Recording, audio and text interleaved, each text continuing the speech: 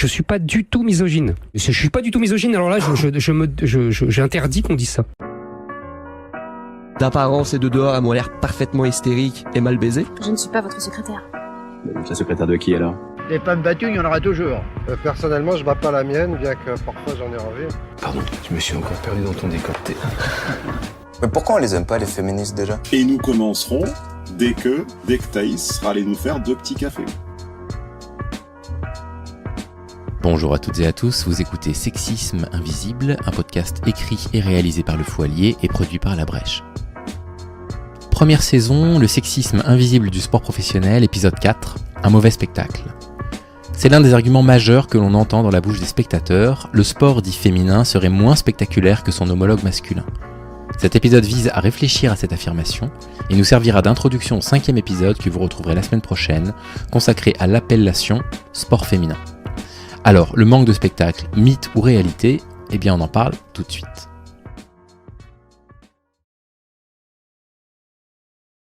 La question de la spectacularité des sports féminins, elle peut s'envisager de plein de façons différentes. Dans cet épisode, on va mettre de côté les notions d'autodétermination, les notions de genre, et on va simplement limiter un petit peu notre point de vue, on va le circonscrire, même si évidemment c'est assez réducteur, à des considérations de mâle et de femelle, les corps mâles humains qui produisent des hormones dites masculines, type testostérone, vont produire des phénotypes masculins qui diffèrent la plupart du temps des phénotypes féminins. Ça produit des corps qui sont légèrement différents, avec des tailles moyennes qui sont différentes, avec des poids moyens qui sont différents selon que vous soyez un homme ou une femme. Encore une fois, là, on ne parle pas de questions de genre, d'identité, d'autodétermination. Ça va produire des masses musculaires qui ne seront pas réparties au même endroit, etc. Et donc, de certaines différences physiologiques vont naître, bien évidemment, des différences dans les performances sportives. Il est évident que si vous faites 15 cm de plus qu'un autre, vous allez être avantagé dans certains sports. Mettons au basket, par exemple. En NBA, vous avez des joueurs qui sont très régulièrement autour de 2,5 m. En WNBA, donc la NBA pour les femmes, vous avez des tailles qui sont comprises en général entre 1m70 et 1m85.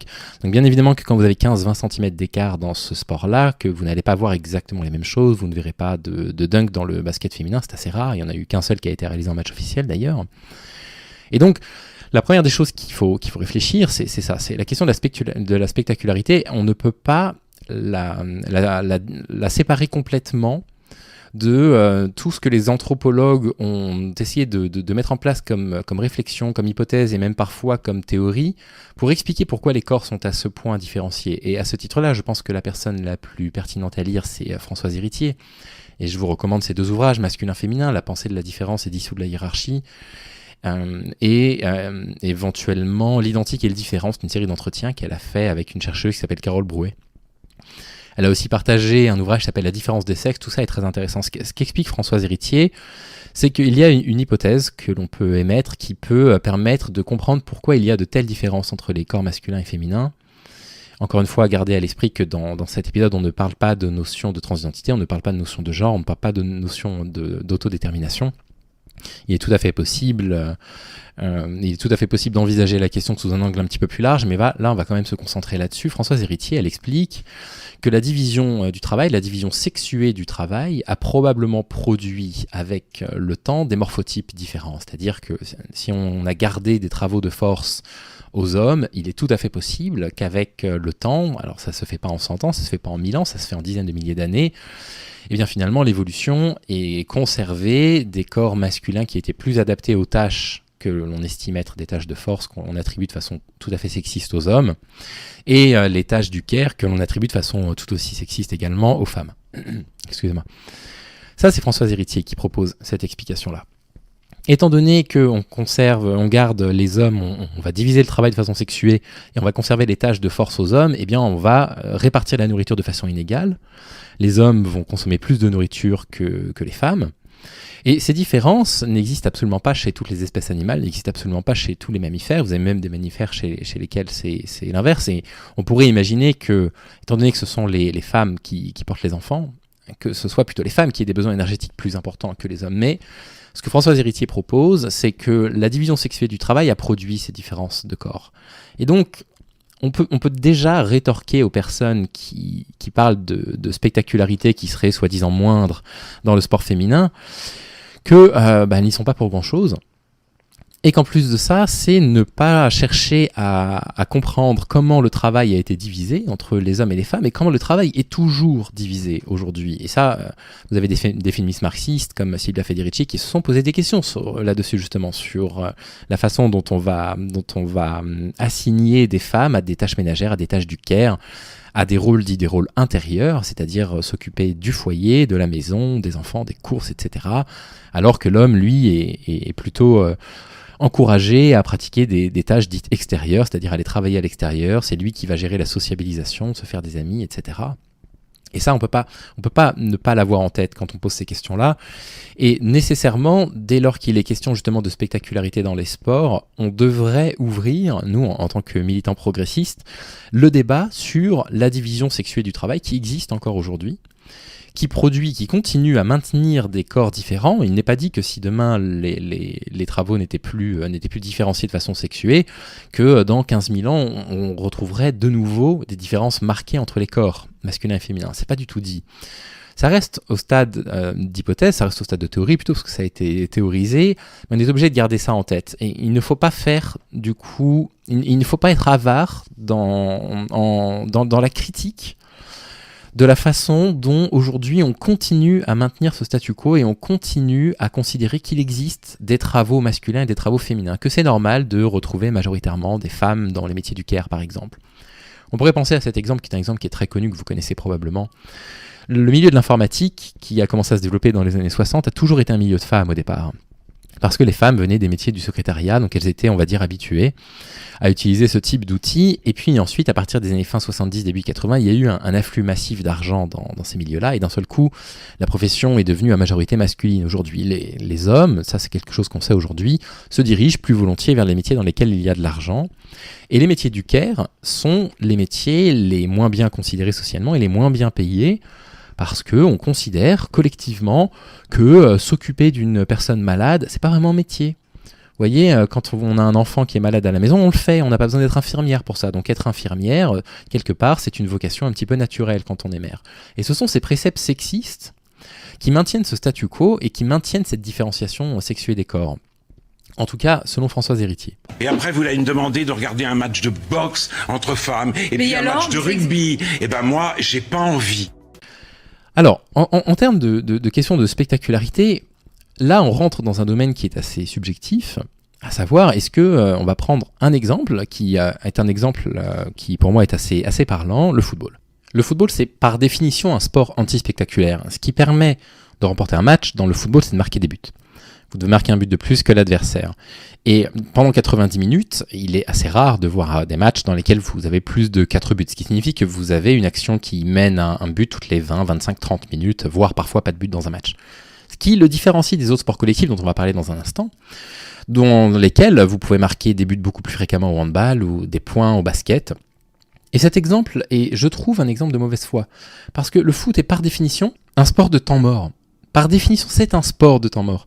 Donc, ce n'est pas un sport particulièrement spectaculaire. Donc peut-être que le football féminin n'est pas spectaculaire, je vais y arriver, mais le football masculin n'est pas plus spectaculaire que le football féminin.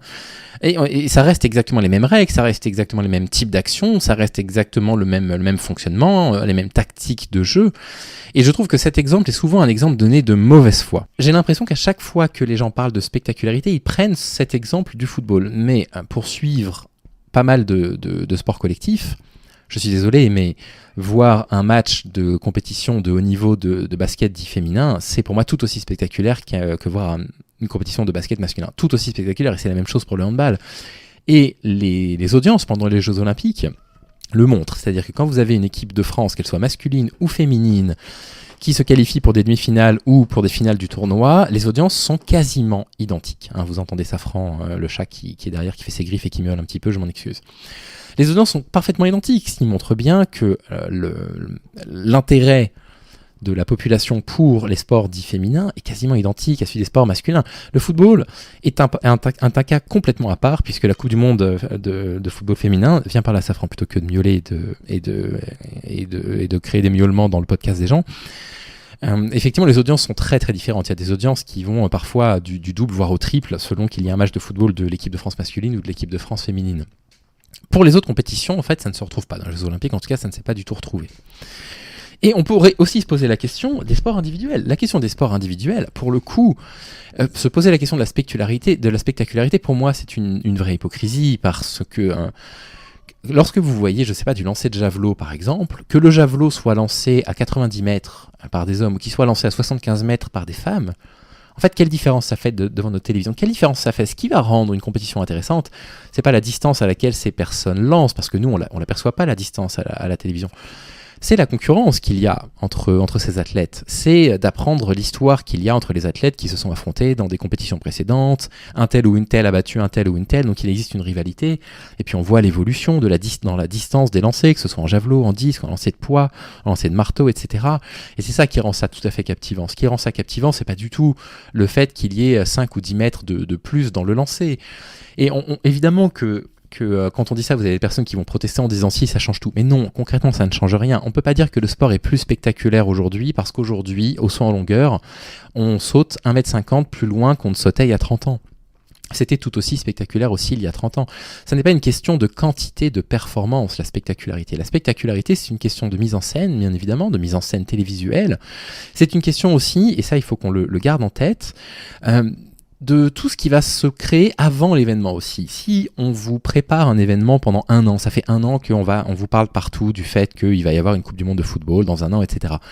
Vous allez l'attendre et votre investissement émotionnel dans l'événement n'est pas du tout le même que si d'un seul coup on vous projette la Coupe du Monde féminine de football à la télévision et qu'on vous y a pas préparé. Parce que vous connaissez pas les joueuses, parce que vous vous identifiez peu aux joueuses que vous ne connaissez pas, parce qu'elles n'ont pas été iconisées, ça on en a parlé auparavant. Et c'est ça en fait, tout ça doit être pris en considération.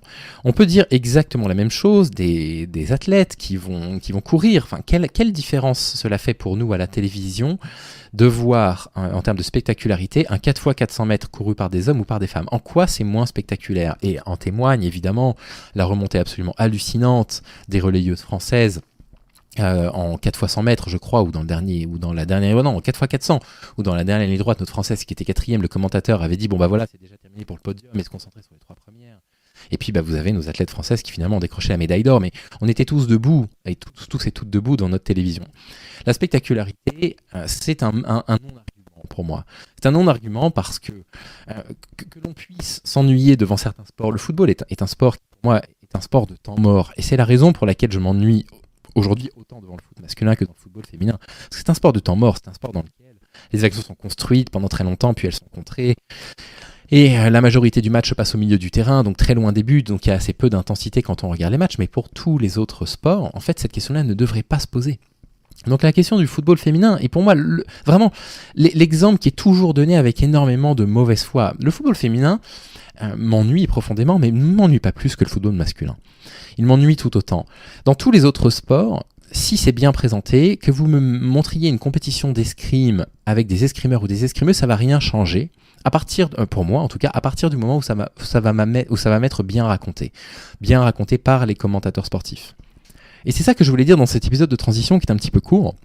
C'est ces 2 points importants sur lesquels je voulais revenir. Premièrement, en fait, les corps des femmes ont été sélectionnés, ou en tout cas ont été probablement modelés avec le temps pour avoir une utilité différente de celui des hommes à cause du sexisme qu'il y a derrière la division du travail sexué. Donc déjà, c'est un mauvais procès qui est fait aux femmes dont c'est la conséquence d'avoir des corps de femmes qui ne sont pas les mêmes que des corps d'hommes. Et la deuxième des choses, c'est que le sport féminin étant le parent pauvre du sport, et voir les 3 premiers épisodes qui nous permettent de mieux comprendre du coup mon propos aujourd'hui. Il n'y a pas d'investissement, il n'y a pas énormément de sponsors, les sportifs ne sont pas iconisés, elles ne sont pas professionnelles, donc elles n'ont pas la possibilité de s'investir autant que les hommes. En tout cas, il y a des sports dans lesquels les femmes ne sont pas du tout professionnelles, comme le rugby par exemple. Quand elles sont professionnelles, les salaires vont du simple au décuple parfois. Et donc, si en plus de ça, vous ne présentez pas les événements, vous ne les annoncez pas comme quelque chose d'important et vous ne savez pas les narrer correctement, ben oui, bien évidemment que lorsque vous allez regarder une compétition de sport féminin, vous risquez de vous ennuyer. Mais dès lors qu'il y a un effort de mise en scène qui est fait, comme aux Jeux Olympiques, on s'aperçoit de quoi ? On s'aperçoit qu'on est tous devant notre télévision. qu'on est tous devant notre télévision et qu'en fait on ne fait absolument plus la distinction entre un sportif et une sportive. Et quelque part, un 100 mètres en natation soit nagé par les hommes en 1 minute, qu'elle soit nagée par 1 minute 15 pour les femmes, ça ne change absolument rien au caractère spectaculaire, au fait que la course soit haletante, au fait qu'on soit engagé parce qu'on a envie de voir les athlètes qu'on défend et qu'on soutient performer par rapport aux autres.